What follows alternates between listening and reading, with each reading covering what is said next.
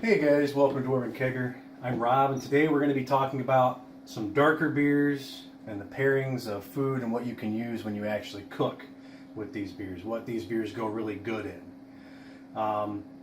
So today, the main four that I have are Guinness Stout. I have the Poet Oatmeal Stout. We did a review on this. Please check it out. Founder's Dirty Bastard.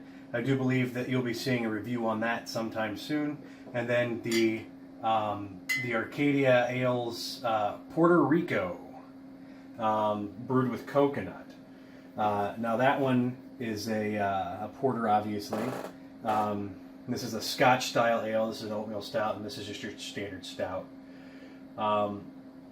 So essentially, to start off with, let me just let you guys know that I've been pairing beers with foods. I've been pairing beers with how to with cooking for a long time in my profession, what I do. So let me give you just a couple ideas of what these really good dark beers go really good in. If you're gonna do like an Italian beef, which is essentially beef with like your mirepoix, your carrots, your celery, your onion. You're gonna put some beef stock in it. You're gonna put some really good herbs in it, like thyme, rosemary. I put a little sage in mine, not a whole lot, just a little, all fresh. I don't do any dried stuff. Whole garlic, and then I also put on top of the standard mirepoix with the white onion. I put in a little bit of shallots with it. But the two beers that I would use the most when I'm cooking this, I would use these two, either the Dirty Bastard, which is fairly expensive to use, or the Guinness the Stout. It's the most readily available, and it's the cheapest one, I believe, out of all of these. Not cheapest, so to speak, but most cost effective. This bad boy, I put 4 of these in there, drink 2, and then from there, you let it sit you let it cook at 350 for like 6 to 7 hours. Give it a check, and then I bump it up at the very end and let it cook a little longer. And I'll add some pepperoncinis to it, and I'll add some pepperoni juice. And then once it comes out, you just you pick the meat out, shred the meat. Strain it through like a colander or something like that, and then you'll thicken the sauce a little bit. You strain the sauce, I should say. Then you thicken that a little bit with a little bit of either cornstarch and water, or you could do a little flour slurry as well. And it's fantastic. You just pour that right over the top of all that meat that you had. You serve it with buns, and you just maw down on it like it's nothing. So the next thing I'm going to talk about is a pairing with these two. So this right here, the Dirty Bastard, is absolutely fantastic if you want to have a really nice mid-rare steak, or like prime rib, something like that. This goes really well with that, because what it does is it enhances the flavor of that red meat. Like a lot of people that try to have their red wine and stuff like that with it, the Dirty Bastard is definitely the way to go if you're going to be having a steak and like some mashed potatoes or something like that. Heavy stuff. The Scotch ales go really well with, because it'll take a little bit of that edge off the very end, from the aging process of the actual Scotch ale. I drink Guinness with literally everything. If I'm at a pub or something like that, I'll have, this is a good cheeseburger and fries kind of a beer.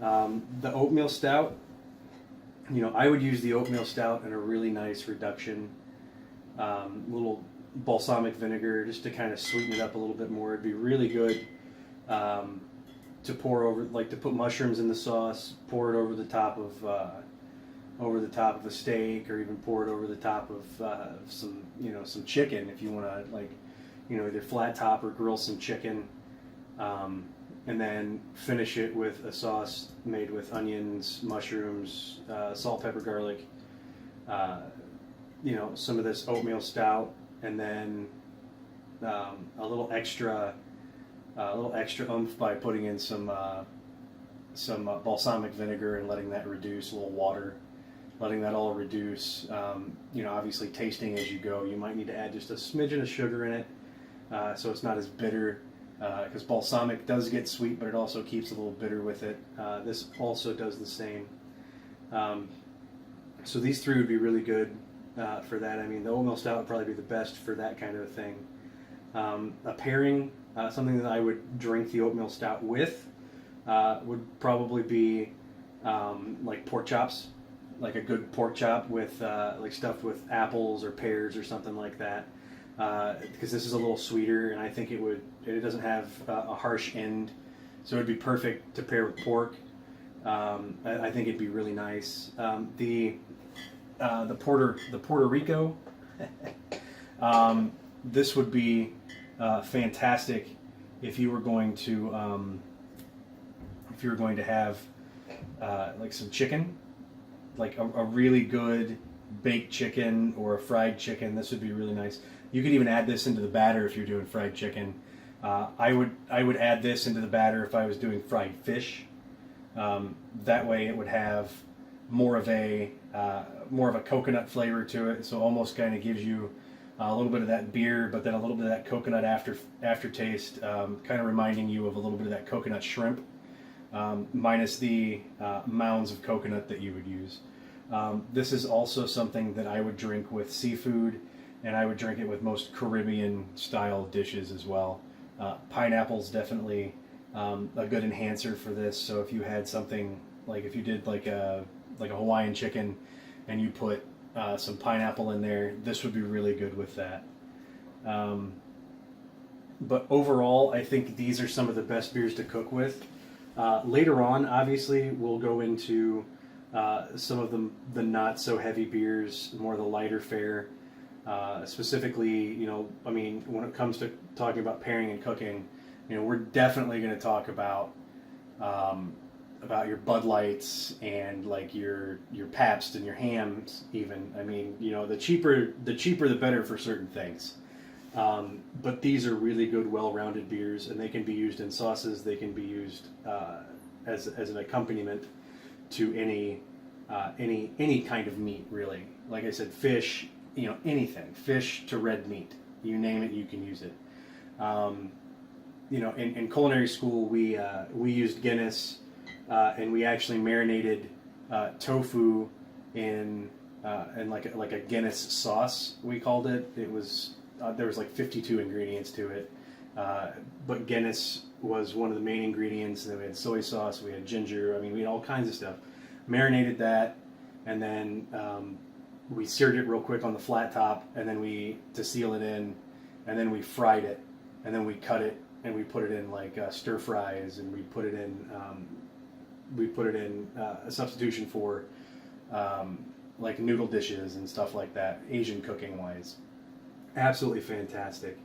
Guys, if you have any suggestions or any questions on like, hey, do you think it would be good with this? Do you think it would be good with that? Any of these or any beer at all, man, just let me know. I'd be more than happy to help you out and let you know what I feel would go best with what, and what would be the best to use in certain applications of cooking. Like I said, we're going to have a couple more episodes on these, but I want to make sure that everybody is on top of it. Hit that subscribe button. Hit that like button for the video. You don't have to, but it would be really nice if you did. Getting the notifications from us, so when the next series is coming out and stuff like that. We really appreciate you guys, and this has been fun for me. I could talk for hours about it, but I'm gonna try not to. So we can definitely roll with this later. And I would love to hear from you guys. Give me all the feedback you can think of, as long as it's not super negative. If you guys also have anything like, hey, by the way, I use it for this, that would be awesome too, because I'm always looking for recipe ideas.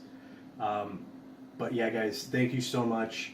And until next time, cheers.